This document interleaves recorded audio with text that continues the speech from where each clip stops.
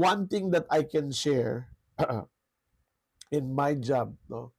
So, or at least in my journey, nagsimula po ako ng trabaho as store clerk sa 7-Eleven. Eh. That was my first job. Store clerk ako sa 7-Eleven.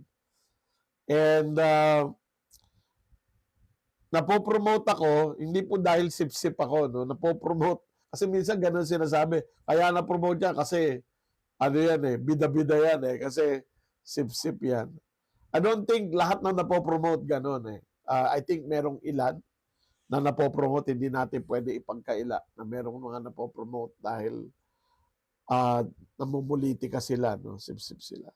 But my experience is, I get promoted because I'm able to expand my capability from 7-Eleven to becoming a supervisor to moving to HR, training assistant. Training assistant lang yung trabaho ko.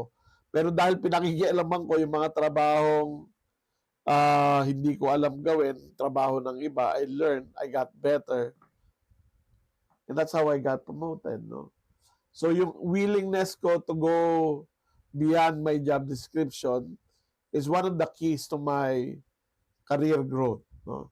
Tawagin mo na yung bida-bida, tawagin mo ng epal or sip-sip kung ano yung gusto mo itawag dyan.